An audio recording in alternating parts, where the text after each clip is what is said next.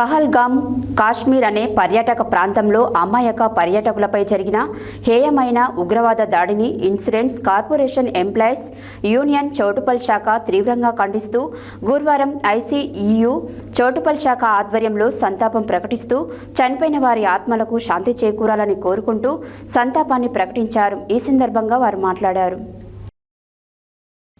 పహల్గామ్ కాశ్మీర్ అనే పర్యాటక ప్రాంతంలో అమాయక పర్యాటకులపై జరిగిన హేయమైన ఉగ్రవాద దాడిని insurance corporation employees union Choutuppal శాఖ తీవ్రంగా ఖండిస్తూ గురువారం ఐసీఈయూ చౌటుప్పల్ శాఖ ఆధ్వర్యంలో సంతాపం ప్రకటిస్తూ చనిపోయిన వారి ఆత్మలకు శాంతి చేకూరాలని కోరుకుంటూ సంతాపాన్ని ప్రకటించారు.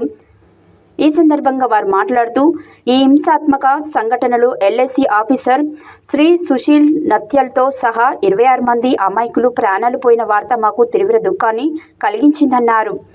ఈ కష్టకాలంలో బాధితుల కుటుంబాల పట్ల మా ప్రగాఢ సానుభూతిని వ్యక్తం చేస్తున్నామని, గాయపడ్డవారు త్వరగా కోలుకోవాలని ఆకాంక్షిస్తున్నామని, ఈ పాశవిక చర్య మనశ్శాంతి, మానవతత్వం విలువలపై జరిగిన దాడి, ఈ అమానుష చర్యకు పాల్పడిన నేరస్తులను త్వరగా గుర్తించి చట్టం ముందుకు తీసుకురావాలని మేము కేంద్ర ప్రభుత్వాన్ని కోరుతున్నామన్నారు.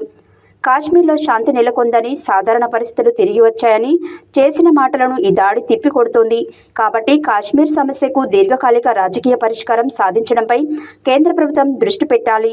మేమంతా ఈ విషాద సమయంలో ఏకతాటిపై నిలబడి ఈ రకమైన ఉగ్రదాడులు మన సమాజాన్ని చీల్చివేయకుండా, మన ఐక్యతను దెబ్బతీయకుండా కాపాడతామని స్పష్టం చేస్తున్నామని తెలిపారు.